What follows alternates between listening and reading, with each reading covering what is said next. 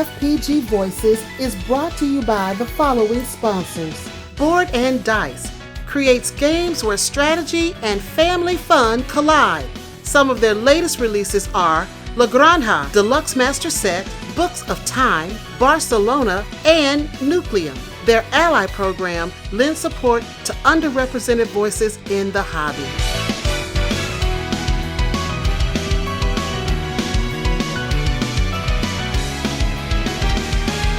Hi everybody, I'm Starla. I'm Mik. And we are Our Family Plays Games. Voices, yes. Gotta put that voices on. That's them. right. Yeah. And we are back for another week. Yes. And this week we are talking about racing games. Yes. Yes. I like racing games. I love racing games, but I love it all, but I do love racing games. Yes. And we've got some great contributors this week. Yes, we do. We've got Maurice, who's going to give us a top 5. Ooh, I can't wait to hear his top 5. I cannot wait. Yeah, and Dr. Tanya, you know, she always gives us some information. Dropping the mic, y'all. On what's going on in the hobby. Yes. And different stats and all that stuff.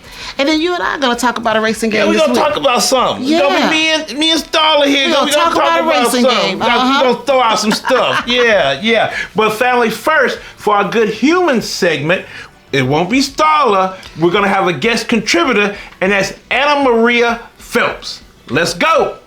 Hi there. I'm AnnaMaria Phelps. I'm the owner and CEO of Violet Daisy Games, and Starla asked me to come on Our Family Plays Games this month and talk a little bit about what it takes to be a good human. Thinking on that, I kind of automatically go back to my childhood and Sesame Street and Reading Rainbow with LeVar Burton and Mr. Rogers' Neighborhood, which I watched pretty faithfully as a little kid back in the 80s. And remembering Mr. Rogers, there's a phrase of his that comes up frequently, especially at times when the nation or the world's at crisis. And that phrase is, look to the helpers. Mr. Rogers wanted to help children in those cases to be less afraid when big things happen, when big scary things happened. And it's something that people still repeat to this day when big scary things happen. But I think we can take that even a little bit further. While it's a calming phrase for many of us, and it's something that is intended to help, looking towards the helpers can evolve into being one of the helpers. And I think that's part of being a good human. There's a lot of ways that you can be a helper, and those things range from really large, some might call important ways, like saving a life or rescuing an animal, to smaller, more subtle, everyday things that we can do.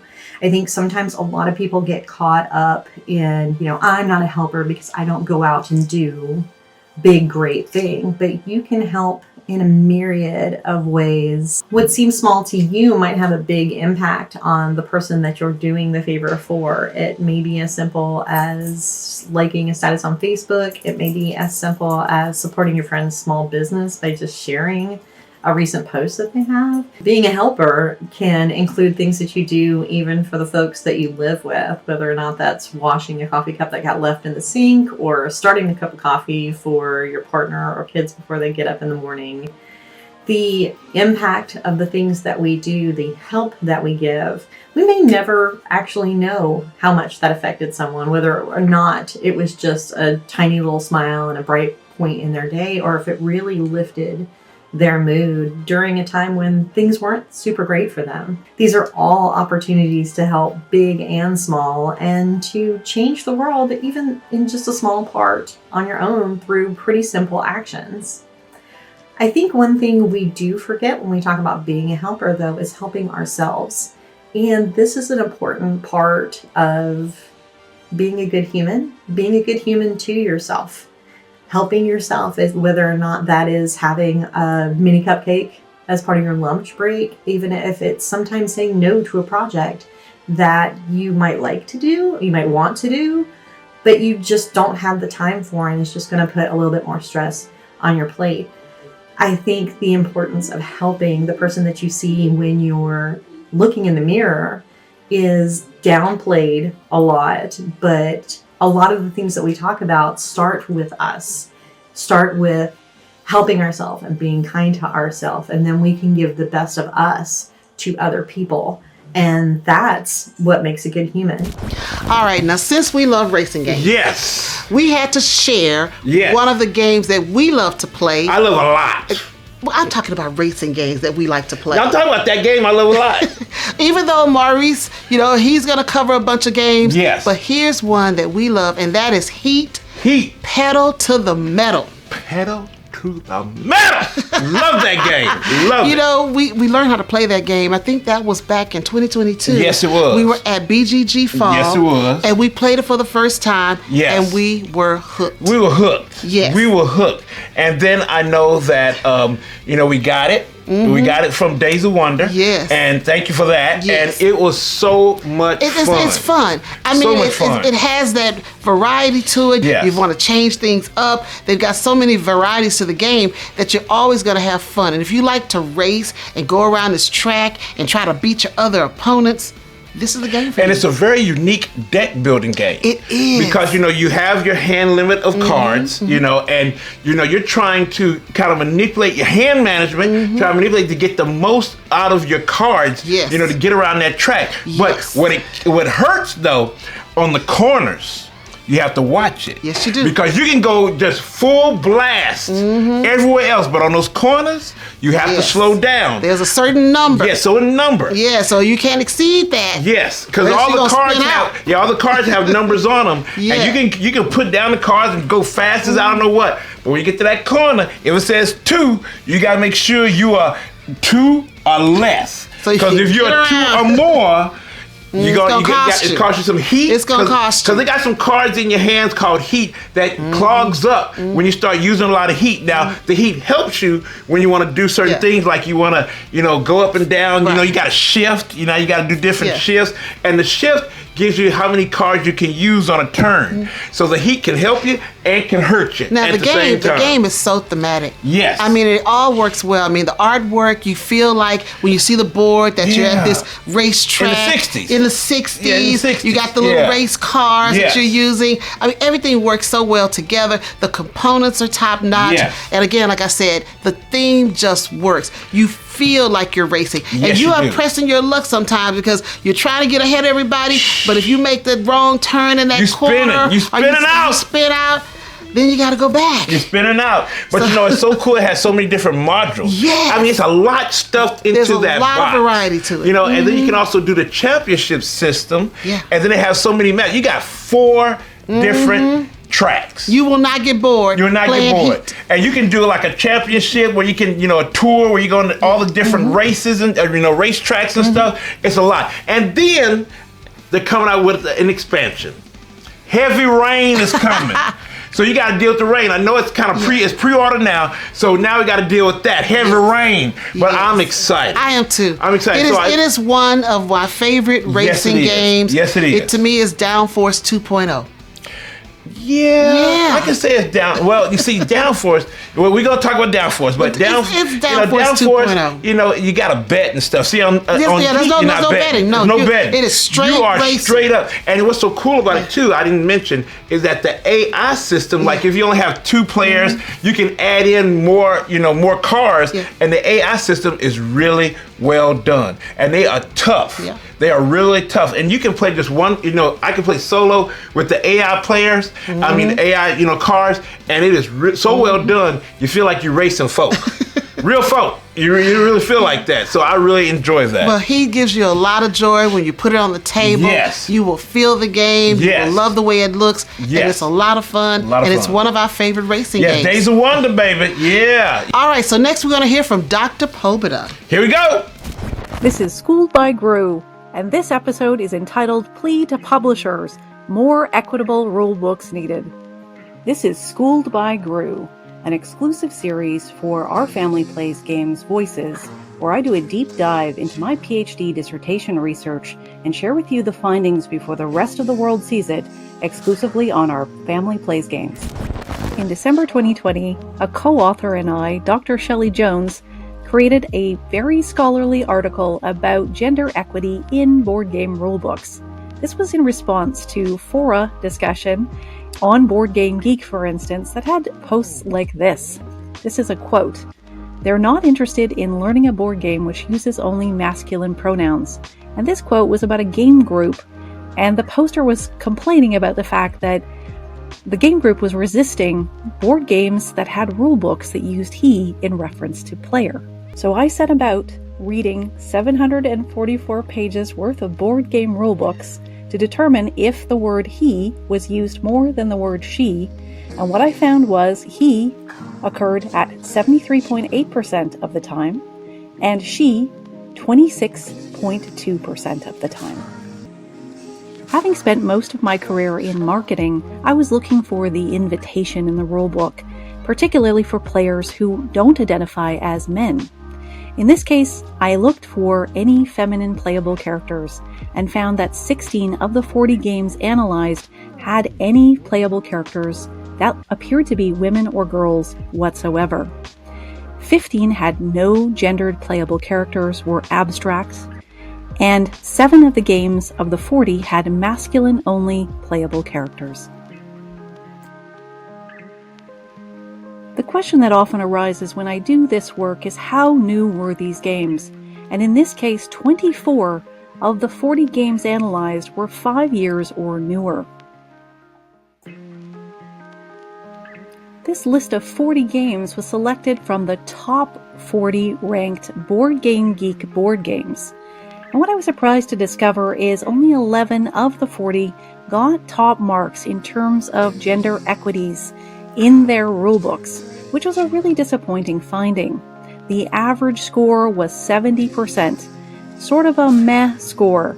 And I again was surprised given this was the cream of the crop in terms of Board Game Geek ranked games. This video was inspired by Tom Vasel and the Dice Tower's Plea to Publisher series, which my partner and I have been watching through and enjoying. We are regularly approached, Dr. Jones and I, for advice about rulebooks, and I thought I would take the opportunity to share some of our top-line findings. 1. Use of the singular they in your rulebook. If it was good enough for common use in the 1300s, in English literature, it's good enough for you. It is absolutely proper grammar to use the singular they. The second bit of advice is using the declarative or the imperative. So if your dad asks you to hand him a hammer, he will likely say, "Will you please hand me that hammer?" In this case, with a rulebook, you can use the declarative, which is, then you shuffle the cards, then you deal 5 cards to the player on your left, for example. So using the declarative or imperative creates a feeling of intimacy as though you're speaking to the reader and is highly effective when teaching someone. This entire piece and my PhD dissertation research is all about creating a big tent hobby. The more people that can fit under the tent, the better. Publishers then have the necessary conditions for economic flourishing, and the hobby becomes more vital and welcoming.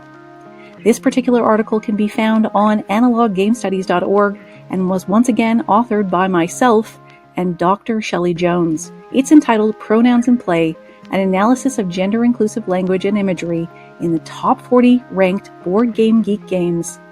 Thank you so much for listening. Hey everyone, this is Maurice back again with another episode of OFPG Voices, and today I'll be talking about my top 5 racing games. So let's go ahead and hop into it. Starting at number 5 for me is Camel Up, and this is a more recent addition for me. I just played this game at OrcaCon and had the time of my life playing this ridiculous game where you're just trying to move these camels around and bet on which one you think is going to win. And you can see from the humps, sometimes they can stack on each other, so that can mess with the order of things. And then there's other camels going the opposite way that's messing up things. And you can bet on who you think is going to win the whole thing, who's going to lose the whole thing, bet in between rounds on who's going to end up in pole position. It's just chaos all over the place, and I love it. So coming in at number 5, Camel Up. Let's hop on over to number 4, which is Thunder Alley. If you're familiar with GMT games, you know that they make some ridiculous war games that teaches some pretty good history and just have these grandeur experiences. And they bring that over to NASCAR, where it's actually one of the more simpler games to me, where you're just racing these team of cars that you have, and you have to keep track of gas, and these temporary tire wear that's going on is kind of crazy, but it's super fun with thinking of how to line up cars so that they can draft off of each other and move around and manipulate your cars to be able to get around the track as you're fighting for position, because of course the higher the position that your cars end up, the more points you get, and you're just playing these cards as you're going along to move cars all around you, and or your car specifically, depending on the position that it's in. So it's super cool, super simple, not as complex as some of their other games, and super easy to teach. So that's number 4 for me, Thunder Alley. And then coming in at number 3, I have Monopoly Gamer, the Mario Edition. I really enjoy this game a lot. So much ridiculousness that's going on. It's super fun to play with kids because of the chaotic moments that it create, where you're essentially playing just like Monopoly, where you're going around a board trying to collect some properties.